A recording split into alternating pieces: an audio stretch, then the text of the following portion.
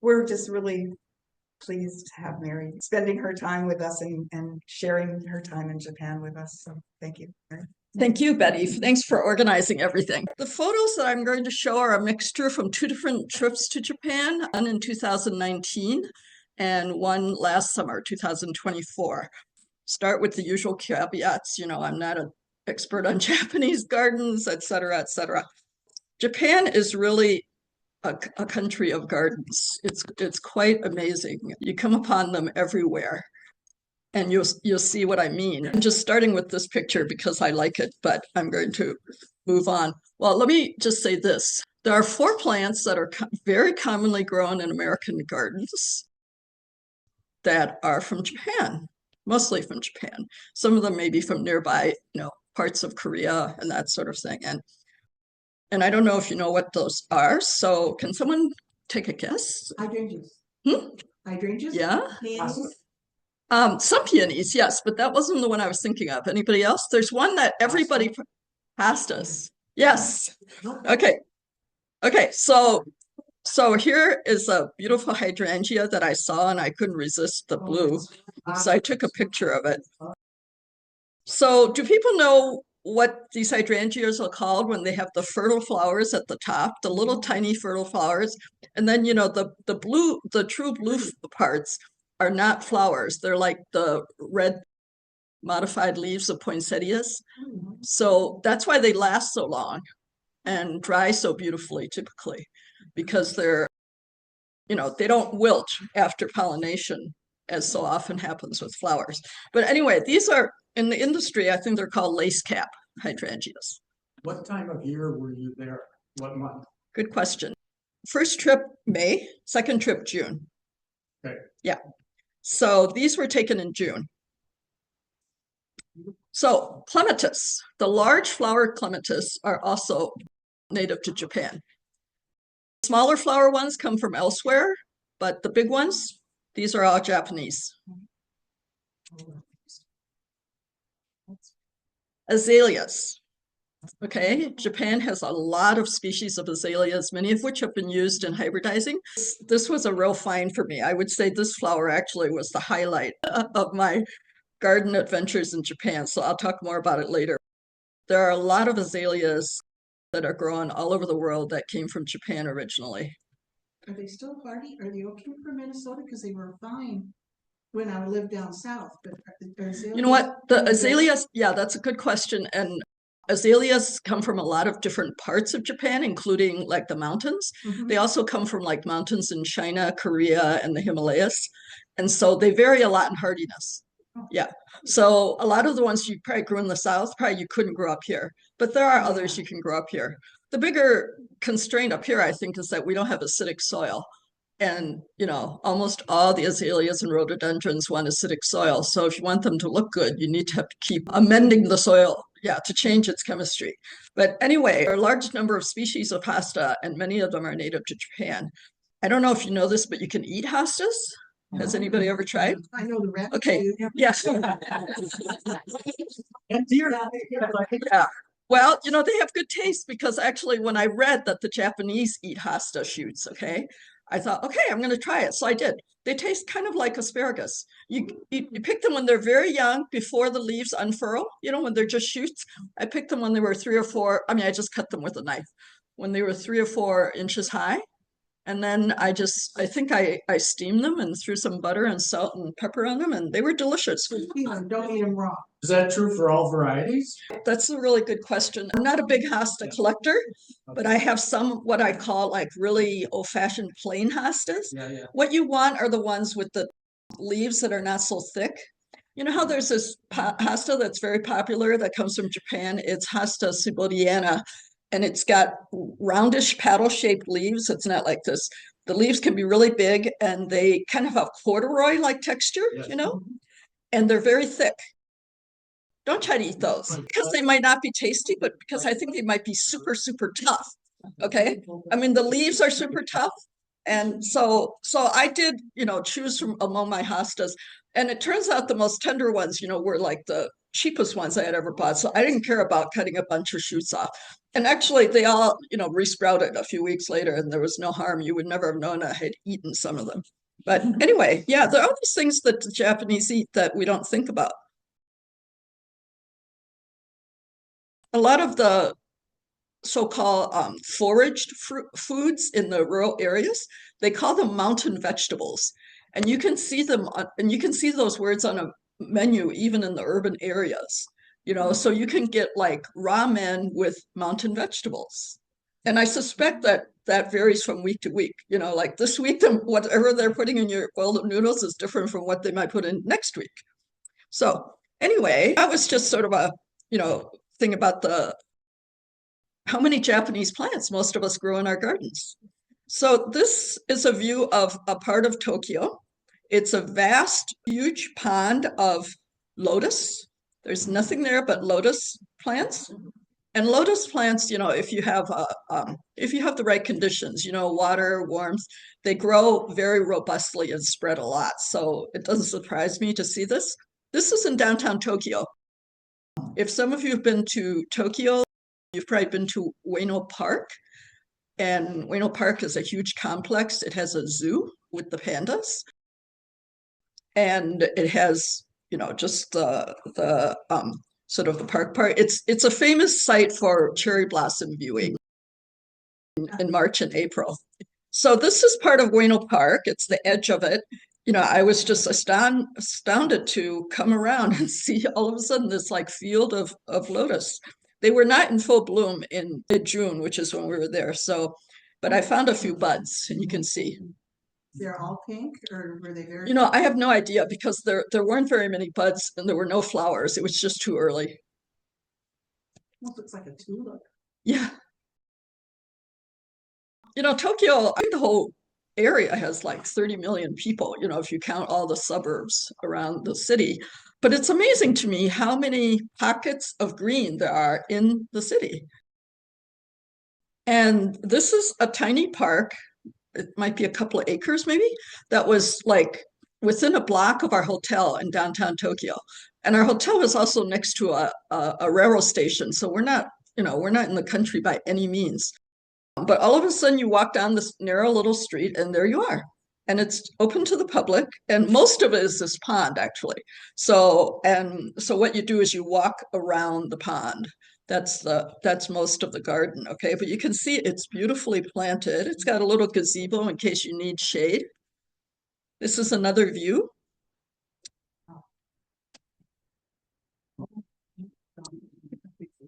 And you see a lot of people, but you see older people who probably are retired, and there's one area with benches, and you see people sitting there, and then you see young people with their bag lunches. They probably escaped from the office for half an hour, and they're eating their lunch in this garden.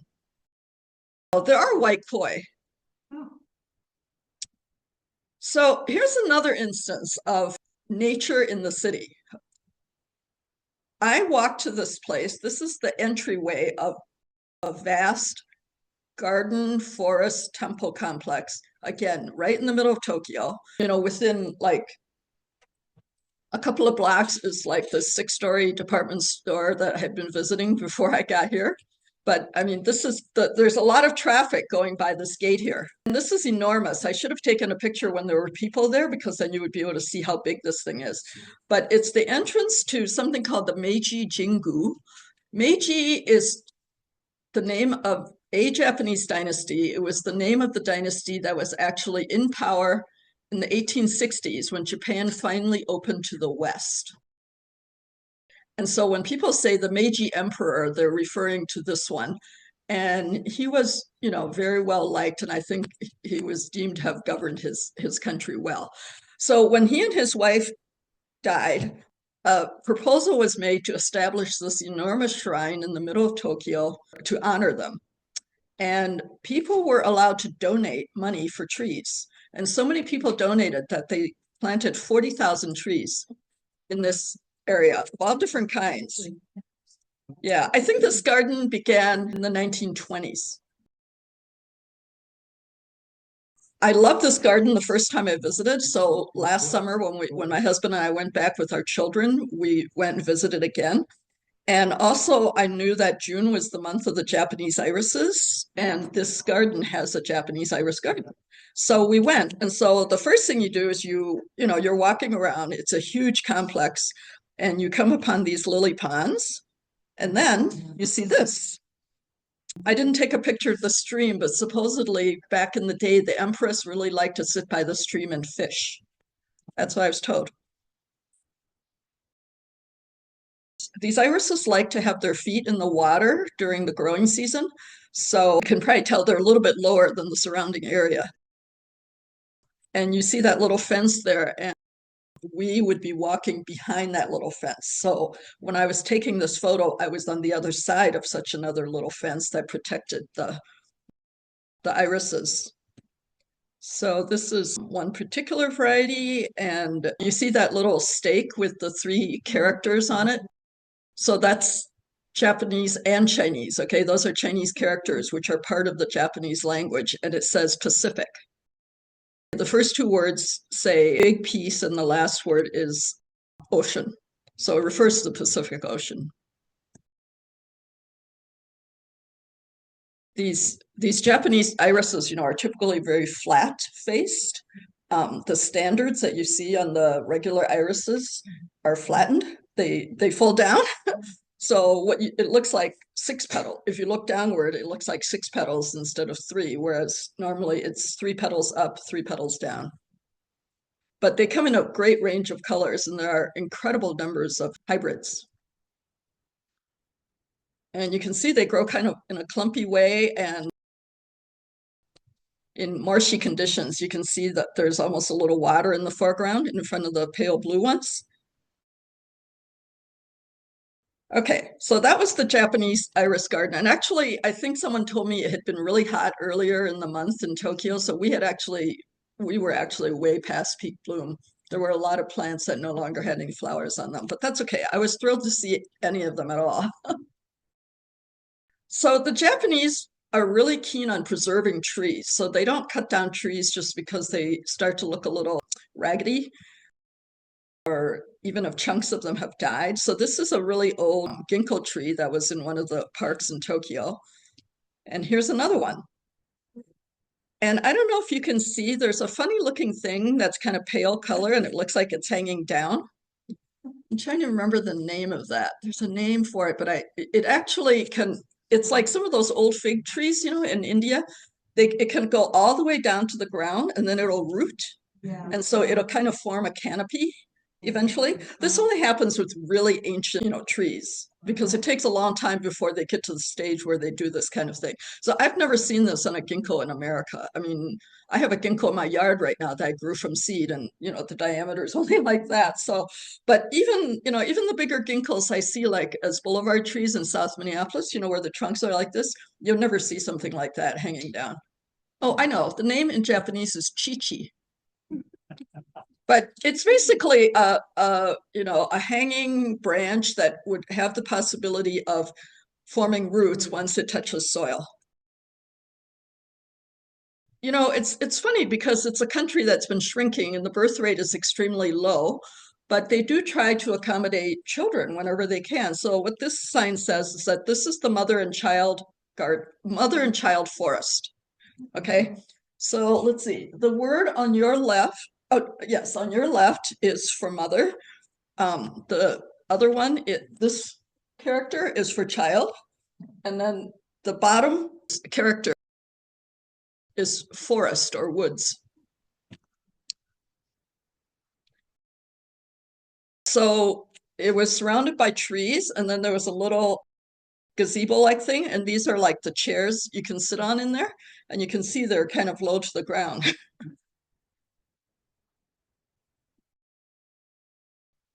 Now we're in a different city. This is Kyoto, and this is the old capital. This is the gate, the entranceway into a temple complex. And when you go visit Japanese temples, you'll see that there are many different styles and colors. This one is from the Heian period, which is the 700s. But this gate, of course, is not from the 700s. since most of the temple buildings are entirely built of wood, a lot of them burn down on a regular basis.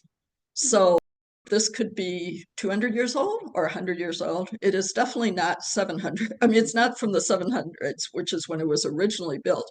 But I'm also told that this is the Chinese style, that in the 8th century, the Japanese admired the Chinese architectural style and borrowed it. So anyway, but this temple complex in Kyoto, again, it's in the middle of the city. We walked there from our hotel. And you know what? It had vast gardens. So I'll show you. This is a pond in the garden behind these gates. And there's this bridge built over it. And the bridge is really long. I don't know what the measurements are, but I mean, the size of this piece of land that's hidden behind these gates is extraordinary. Are there stairs there that you could go up into that tower thing in the middle? It looks like it has a railing up on top. You know, there is, but I'm pretty sure we couldn't go up there. Probably somebody can go up there. But you know what? It was enough just to, so both sides along the rails, there are benches. So you can sit there for as long as you like. It's just beautiful. Was this in central Kyoto or off to one side or the other? No, it was pretty central. It was very close to our bed and breakfast. We just walked down the street. It was not on the periphery at all. Okay. And that's why it's so astounding to go and see these huge properties, you know, that. How old is that? Because that wasn't there when I was there. No? Okay, well, I don't know. That's a good question. Do you know what the wood made of? It looks kind of grassish, but maybe that's just a little moss growing on it. But is it metal or is it No, I clay? think it is thatch. Thatch? Yeah. Oh, it does. Yeah, it's a thatch roof. Okay. You know, you look at a lot of these old Japanese buildings and you think like, boy, these techniques, you know, these building techniques are extremely labor intensive. And there must still be a whole cadre of people who know how to do this kind of thing. You know, in fact, last week, last Sunday's New York Times, if any of you get that, there's the quarterly design issue. And there's an article in there about an American man who apprenticed himself to a Japanese carpentry firm, very venerable firm. And the boss agreed to take him on as an apprentice. He was already like 30 or 35 years old when he became an apprentice. And he also had a degree in architecture. But he visited Japan and he fell in love. And so that's what he did. And now he has his own firm. He lives in Japan. He has his own firm building wooden buildings in Japan. But what I was going to say is that the boss had agreed to take him on, but apparently he didn't tell his other employees. And they treated this poor guy really horribly. Like, get out of the way. You're in our way. You're slowing us down, move it. And it took like 6 months, apparently, before they were civil to him. And apparently it took that long for them to decide, okay, he's not some fly-by-night idiot who just wanted to come by, He's proven himself. He's taken all the abuse. And now, he's one of us. But anyway, there must be a lot of people still, with the skills to repair or to rebuild all these wooden buildings. And this is a view from the land. And all around the grounds, there were these tubs of lotus. Some of them were in, ornate porcelain or earthenware pots, but these ones that I found, these were in bloom. I took these pictures because they were in bloom. But you can see the differences. There are many different colors and varieties. Now, is that edible? Because that looks like a nasturtium, Mary. I don't know if the flower is edible, but this is lotus, and the typical part of the lotus that's eaten is the root. Okay. And you know what? And it's very commonly eaten. In fact, at our hotel in Tokyo, they offered it at breakfast. So like a potato? No, it's not starchy like that. It's crispy. And like a turnip? Yeah, much closer to like a turnip or a carrot in texture. Oh, but not in color. Yeah, Oh, yeah. It's brown on the outside, sort of an off-white on the inside, and it's threaded through with holes. But it's very common, and the Chinese eat it too. So I grew up eating it. It's good. You can see these are double flowers. There's a semi-double flower. That's one of them. And then this one, I thought was an amazing variety. Mary, you got to write it.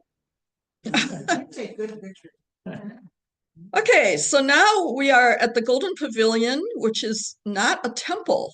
It's just called a pavilion. It's not used for worship. I'm not sure what it's used for, maybe for meditation. Those of you who are followers of the British royal family will probably know that Prince Charles apparently thought this was like the most beautiful place in the world. This was when he was still a prince, and some years ago when he visited Japan. And he was given the privilege of visiting the inside of this pavilion, and also it's not open to the public otherwise. And also, I think he had the whole garden to himself after hours or something. This is the most popular site in Kyoto by far, okay?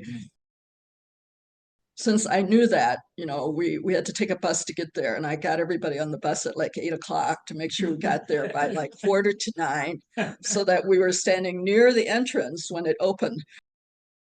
It tends to get overrun by school groups from all over Japan. So they come by bus, they're all in uniforms, they're all very polite, but there are a lot of them. So the amazing thing is, somehow they have created the paths around this pond and this pavilion in such a way that even though there are like tons of people there, I can take a picture like this, and there's nobody standing in there with a, you know, dumb looking hat or a scarf in a color that I don't appreciate, you know, or worse, you know, with a shopping bag, you know, from some, you know, from 7-Eleven hanging off of their arm or something. I mean, think about this. I took this during daylight hours, during public, you know, viewing hours, when there were like thousands of people on the temple grounds. So that was very artfully done, you know. I don't know if you, has anybody been to Stonehenge in England? It's the same thing. I don't know if you noticed, but I managed to take pictures with nobody in it because you know, you have to walk on the outside of this, in a circle around Stonehenge. There are little ropes that keep you from going closer and, you know, chiseling your name on the rocks or something. And if you just stick to the outside of the ropes and you go around, you can actually take pictures with, again, without like, you know, annoying looking people in your pictures. Yeah. Yeah. So the one thing I'll mention here, so water is an extremely important element in Japanese gardens. So even like tiny gardens might have like, you know, a pond that's, you know, 3 feet across, or it might have a little fountain or something like that. Again, these temple grounds, you know, are vast, and so they could have these multi-acre ponds. They create, I think, a lot of artificial islands in them for aesthetic reasons, and you can see one right there. And they almost all have trees planted on them. So this is a closer up view. This, again, was completely rebuilt. I think in the 1950s, a monk with serious mental problems set fire to it and burnt it down, and then they rebuilt it, the whole thing. Well, Mary, with all that water, are there any mosquitoes in that here? You know, that's a really good question, and I don't remember any.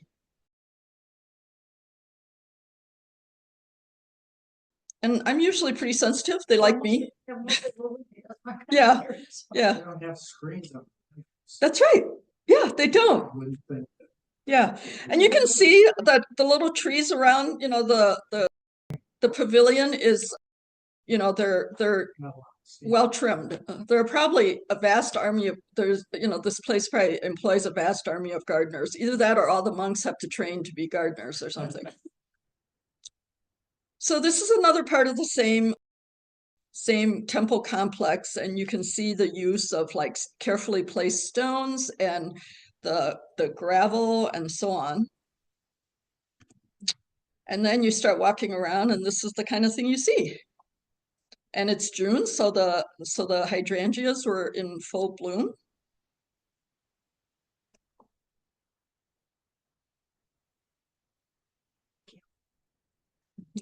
And, you know, in various parts, sometimes you see something like this and you can see that they're using some very strong cord to keep this thing from toppling over in the wind.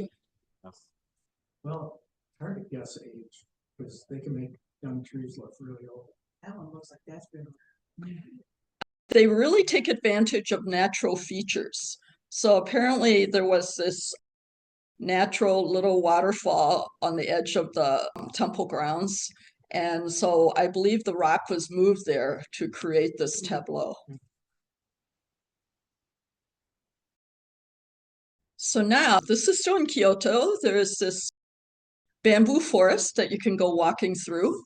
I think it's all one kind of bamboo because they looked very similar to me, and it was an entire forest. You didn't see different color, stalks. You didn't see different kinds of leaves or different habits. As you know, some bamboos can grow in a spreading fashion.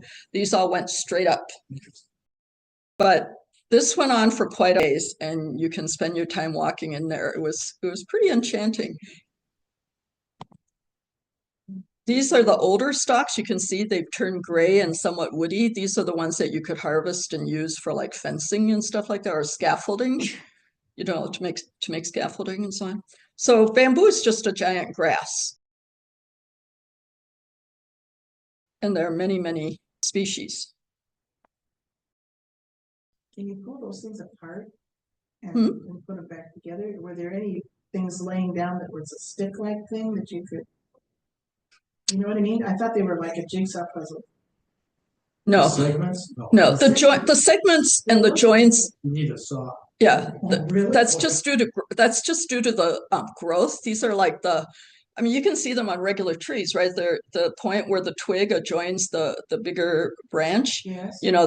There's usually this connection point there. That's what you're seeing in terms of these little circles, on the bamboo. It's where leaves had grown from when the plant was much younger.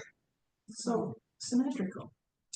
Yes. That's what's so Yeah, interesting about it. that's right. Yeah. So Kyoto has a nice big canal, and you can walk alongside it. And here is a beautiful Japanese maple that's kind of cascading over the side of it.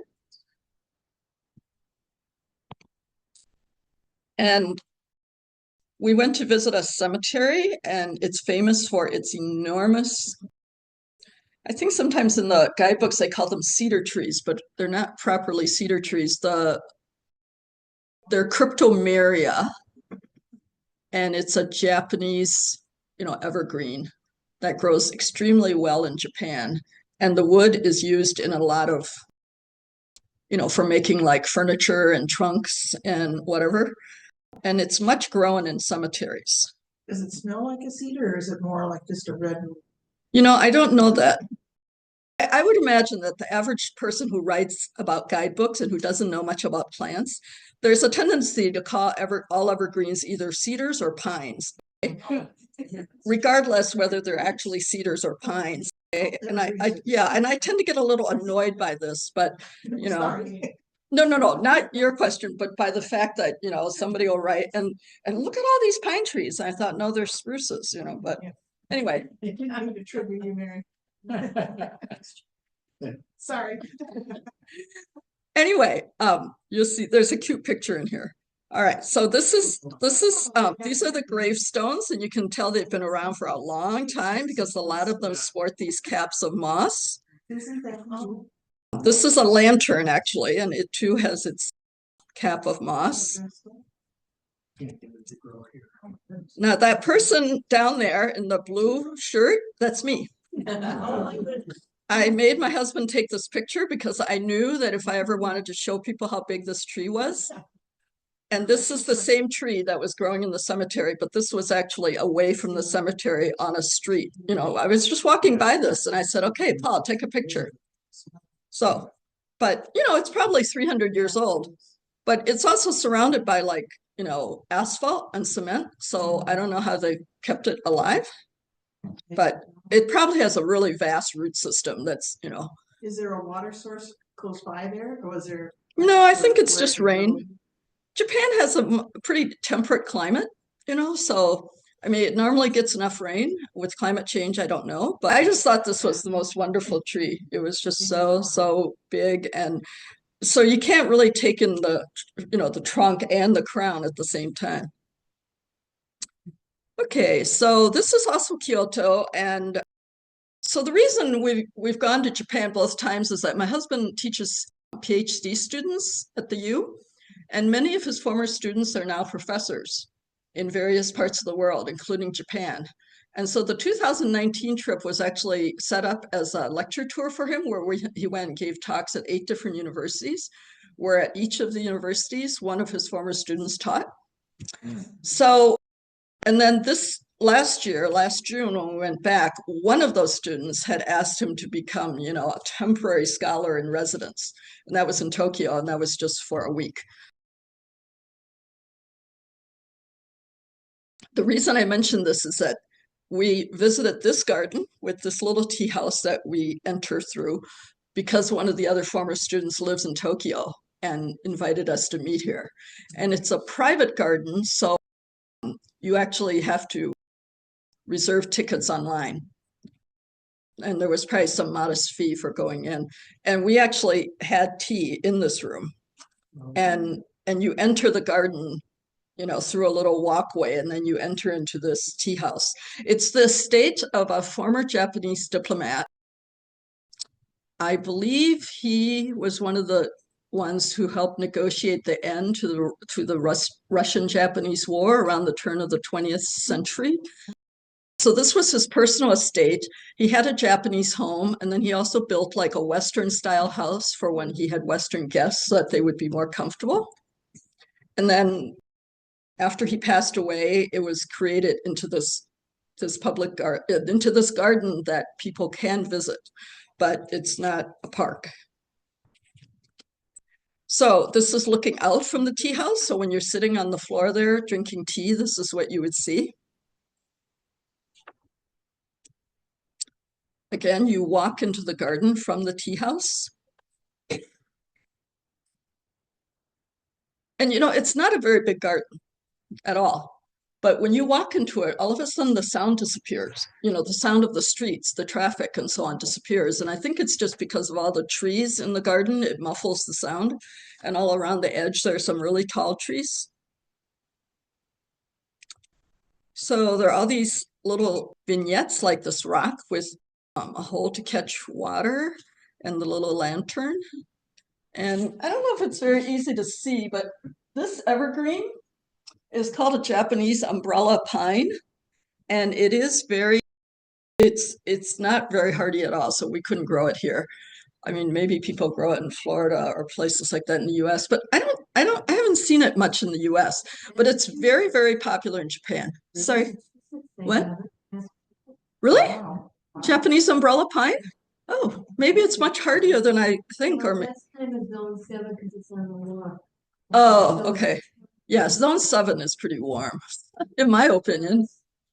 7, but it is because it's like under the water. So Yeah, the water tempers the effect. Yeah. Yeah. It's a pine tree that's very popularly planted, and I also noticed that it is popular as an offering at graves. So in fact, outside the cemetery, we saw people selling clusters of branches of these, like you can get 5 of them for, $3 or something. It's already conveniently tied together.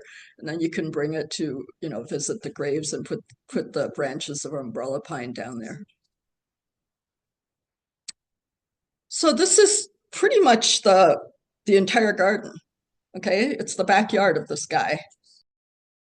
And you can see how they built, there's a pond and there's a little stream here. It's hard to believe that this is in the middle of a big city, right? And you can see the very tiny tip of a mountain there in the background.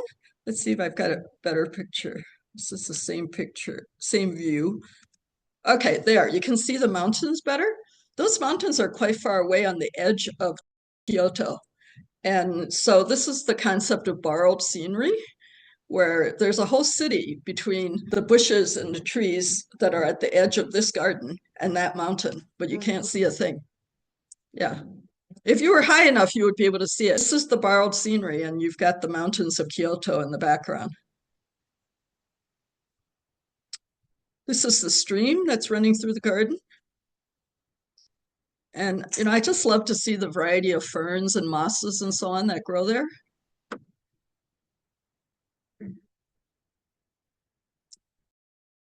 This is all of soil with moss on it, and it's been built around these rocks. The rocks are probably natural. So, rocks and water and moss are all very important elements of Japanese gardens. And this is the same stream.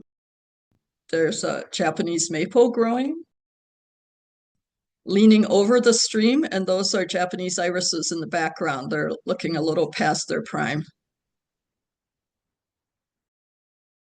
There are a few nooks in this garden which are very shady, and so you have rocks like this that are completely covered with moss and with ferns growing out of them.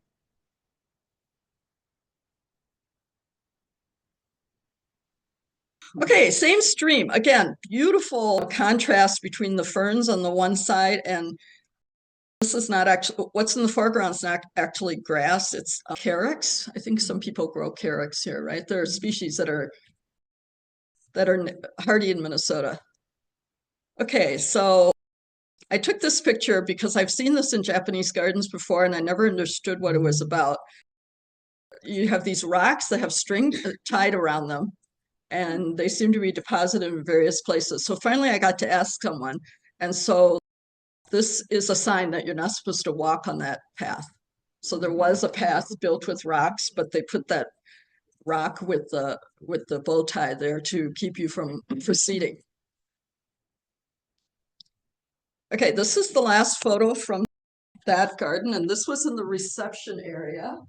And that's a miniature bamboo that's growing out of a ball of moss. And I had this at home, so I thought I would bring it to show you. And so this way of growing a plant is called kokedama. And have any of you been to Orchids Limited up in Plymouth? It's a fabulous place. I made this myself, and I did it at a class at Orchids Limited. So you sign up for the class, and you get to choose an orchid. This is a miniature orchid. Eventually, I'm told it will have yellow flowers. And then you're given the moss that goes on the inside. You pack it around the roots of the orchid. And then you have the sheet moss that goes on the outside. And then the whole thing is tied together with fishing line. So you probably can't see the fishing line very well. And this is actually a bowl that I bought in Japan last summer. And I just thought it was a good thing for. How often do you have to sort of keep it so it's moist? I water it at least every other day. Okay. Yeah, it's not something you can neglect. So because there's no real cover for this thing. So I was in Australia for 2.5 weeks in February, so I had to get a babysitter. Yes. Sorry. Yeah. So anyway, but you know what? I find these things adorable, and I would, make more of them if I didn't have to keep them alive. So, but anyway, you can see there, it's a thing people like in Japan. And part of it is just because it's very affordable to do this kind of thing. It's small, it fits on your windowsill. You're not buying a big pot for a big plant. So, and I don't know what those color stripes are. There must be some reason for them, but moving on, this is a different garden. This is a public garden, and you can see that they have the raked sand area for you to admire. It's not for walking. And I imagine that somebody who's very good at raking, has to touch it up every day or something. But anyway, and you can just see the beauty of the trees. They're very intentionally trimmed to give you to shape your views and so on. That's an important aspect of tree trimming, is that you're using the form of the tree to shape the view of the person who's looking at the garden. This is a bigger picture of that. That big cone-like structure in the back there is actually a modern art installation. So Mary, can I ask, I know you personally like to let trees and bushes just grow naturally. Did this sort of rub you the wrong way to be shaping them and trimming them constantly? Not at all. I mean, most of them didn't look that artificial. They just look kind of like their best selves. Yeah. This was another big garden. It's just amazing how many big gardens there are. I think this was in the same garden. You can see sometimes they tie these nicely knotted strings around the trees, and I'm not quite sure why. I think that's a poetry on that little sign that's in front of the tree. And then you can see there's a nice hydrangea bush there. That's what this one looks like, Fake, isn't it? except it's real. And you know, when you see these kinds of hydrangeas and you see pollinating insects, they're all in the middle. They all know exactly where to go. You saw something, I haven't seen it. Well, Margot is a trained entomologist, and she contributed some beautiful photos to the St. Anthony Park Garden Club presentation recently, where she captured all these bees, you know, that were feeding on flowers. I usually try to take a picture like that, and the bee flies away, you know, before I can take the picture. So, it is tricky. but I have, this is my preferred style of hydrangea. I like the lacehead types, and I know that the fertile flowers are the darker colored ones in the middle, and that's where the insects are to be found. This is a different kind of lace cap, and you can see that the white flowers have very long pedicels, so they kind of hang downwards. It's not a look that everyone would like. It's kind of loosey-goosey. And yet another beautiful hydrangea. So, you know, when you see a hydrangea like that, you know, without any testing, that the soil underneath it is very acidic, you know, because otherwise this would be pink. Right, right, yeah. And here's a pink one. And I took this picture because the leaves that you see in the background are those of an oak leaf hydrangea, which is native to America, to southeastern United States, okay? And it blooms later than the big leaf hydrangea that's in front of it, which is why you don't see both of them in bloom. But I thought it was very interesting that the Japanese have, you know, imported the American hydrangea and they're growing it there. This is another kind of hydrangea. Some of you may have seen this, but it has funny looking flowers. They're kind of cupped upward, and they can almost hold, you know, they hold raindrops. Yeah. Oh, this is another picture like that one. You can see how long these, you know, pedicels are, right? And I just find it very graceful, but I'm not sure that everyone would like this. Gardenias grow there. So, you know, when you see a plant like that, you have an idea then what the climate is like, right? Especially when the plant is really big. So you know that it doesn't get that cold in the winter because, so the climate is probably like that of South Carolina, maybe, you know, because this, I think, grows in South Carolina. Lots and lots of very well manicured Japanese maples all over the place. Okay, this is my husband standing in a forest where the entire understory is bamboo. And I don't know what the trees above are, but we took a hike through this forest because we were headed for this high altitude meadow. And this is north of Tokyo in a area called Nikko. I deliberately booked this, you know, little excursion here for the last week of our trip because in June, Tokyo and Kyoto can be really hot and humid. And this is several thousand feet up, so it's nice and cool. And it was beautiful. This is a volcano, the bigger one in the area. And there's sort of these meadows surrounding it. And in order to get towards the volcano, we were hiking by a stream with these interesting clumps of grasses. This looks like a hydrangea, but it's actually a viburnum. And this was growing, you know, in big, big clumps all along the stream bed. So this is a Siberian iris, and I had to look it up when I got back to the hotel because I thought, why is it growing here? It's so far south, you know? But it turns out what we call the Siberian iris is actually very common throughout East Asia. So it's not confined to Siberia. And you can see it. But, you know, it's so delightful to see them growing in the wild, you know, with all these grasses and other plants around them, because all of a sudden they pop out of the green. This is a rose. It was a big bush. You can see how many buds there are in each cluster. I don't think I got close enough to smell it, but this is very, it looks to me a lot like a wild rose. So this is as high up as we could get and as close as we could get to this mountain on this particular occasion. And so this is all kind of a wet meadow. It's a wetland. It's a high altitude wetland. And as we got closer, I saw these bright pops of color and I was astounded. I thought, what on earth is, that color? And that's what it was. And this is the Japanese Azelea or Rhododendron japonica. And it grows with its feet, in very wet soil. And it's not very big. It's only probably, 2.5 feet high or something. But this was their bloom season. And I thought this was the highlight of my entire trip. A lot of the temple gardens are lined as you go in with these stone lanterns. And a lot of them are very old. So I just loved seeing them with their caps of moss and ferns. This one had the most. I mean, it was just amazing. And you can see the big, cryptomeria growing in the background. So in Nikko, you saw the mountain, that's the Nikko area. In Nikko, there's a very fancy mausoleum.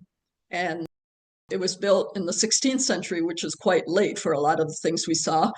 And so again, in the 16th century, apparently they really were emulating Chinese styles. And I was told that these carved panels, wood panels, in this case featuring tree peonies, is very much in the Chinese style. And you can see they're very fancy. They have the gold background. But really quite amazing handiwork. Is that done with paint or? Yes, well, but it's carved, okay? It's low relief. I mean, if you were able to touch it, you would feel the texture of it. It's carved and then painted. Yeah. It looks enamelish. Yeah, it's not enamel. As far as I know, it's completely wood. It's fascinating. It's the side, it's panels attached to the side of buildings. Okay, so sometimes, you just walk into a park and this is what you run into. And it's delightful. And it's not at all like, what we think of Japanese gardens, the carefully trimmed, carefully manipulated landscape. Just lots of daisies. There's something called Hitachi Park, which I had wanted to go to, but it was a little too far away for this trip. The Hitachi is the name of a manufacturer. There's something called Hitachi Park. It's like 10 acres, and it's up on the East Coast, just below Fukushima, where that big earthquake hit some years ago. But every year, every winter, they planted in California baby blue eyes. I think blue eyes, yeah, which is a wildflower in California. They plant the entire park in that, and people go to see it the same way they go to see cherry blossoms because it's a chance to see 10 acres of baby blue eyes at a glance. We're talking about 1 million plants of exact same, species or variety. But you can Google it. Just, look up Hitachi Park or baby blue eyes in Japan and you'll see it. And, and there are like lots of people like sticking their baby in the middle of the baby blue eyes and taking their picture. Okay, you'll see this. This is, believe it or not, is a display at the airport in Tokyo that we saw when we were waiting for our flight. And this was in May of 2019. And you can see that the hydrangeas are just amazing. And they're in bloom that time of the year, so that's what they showcased. And there are varieties of hydrangeas there that I've never seen for sale in the United States. I mean, I think this is spectacular. And this is an accurate depiction of the color. Huh? Yeah. Yep. These are hydrangeas. Wow. And here's another one. And you know what? This is just a double mop head. Can we get those here? Not as far as I know. But I mean, but it's just a variety of hydrangea. The flower is just a selection of, of the normal hydrangea. I don't know why they're not yet available, but I mean, you could probably buy it you know, through some obscure, you know, specialist. And And they would survive here? this is a big leaf hydrangea, so it's marginally hardy here, It's typical. right? Yeah, the other one is not. Right, right. So all of these, despite the differences in colors, are called big leaf hydrangeas, okay? Hydrangea macrophylla. And there are just many selections of them. They come from, you know, they can be 2 feet tall, they could be 7 feet tall, okay? The ones that introduced as endless summer are supposed to bloom in Minnesota because supposedly they bloom on new wood, okay? Because the old wood tends to die down in our winters. So we don't have any old wood when it comes spring. And so when the new wood forms, they're supposed to bloom. My experience with them is that they're very finicky. You know, when I was volunteering as a master gardener, we used to get a lot of questions about these hydrangeas. And the typical question is like, why won't my hydrangea bloom? And the other question is like, why are the flowers pink instead of blue? Because, you know, they're very blue when they're being sold, right? Yeah. Anyway, well, the thing is, actually, most of the introductions, to be fair to them, grow really well. They just don't necessarily flower really well. Yeah. And part of the reason they grow really well is that when people grow them like close to their lawns, they get a lot of nitrogen fertilizer, which encourages the green growth. And so the plants look, you know, healthy as all get out, but they don't form flower buds. And that's very frustrating to a lot of people. You know, most big leaf hydrangeas are not hardy in Minnesota, okay? And again, they'll come back from the roots. They'll behave like a perennial, you know, it dies all the way to the ground in the winter, come back up, but they won't bloom because they normally bloom on old wood and you don't have any old wood left. So anyway, it was a magnificent display at the airport, you know, the best I've ever seen at any airport. And you know what, this is my last slide, and I put it last because you can sort of see it's growing in a pot on a sidewalk. And I think this was in a little town called Koyasan. And I had never seen anything like this before. The color of this photo is accurate. It was absolutely dazzling. And I couldn't tell what it was. And this is blooming in May. So I thought, you know, it looks like an aster, but why would it be blooming in May? You know, it makes no sense to me. So it's taken me a long time to track down this, and it is a type of aster. It's Japanese. I think it's called like Gino aster or something like that. That's the botanical name. As far as I can tell, there's only one source for it in America, and it's Plants Delights Nursery in North Carolina. And currently they're not offering it. So, but I would like to get my hands on this plant. But could it grow? Could it grow here? Well, I don't know that it would be perennial. I don't know that at all. There's just not much information about it. It looks like a passion vine. That's what I thought too. Well, it's not a vine. It's just a little plant. It's only probably about this high, but the flowers are incredibly dazzling. And, you know, and it's really nice to walk around the streets of, you know, the towns, because, you know, people are growing all kinds of stuff in front of like their doorsteps, you know, little pots of this, little pots of that. Some of it is in bloom. Some of them are just, what would I call them? They're just foliage plants, you know, so there are no flowers, but the foliage is very attractive, or at least to the gardener they are. So people love plants and they're all over the place. So anyway, if you have any more questions, I'd be happy to try to answer them.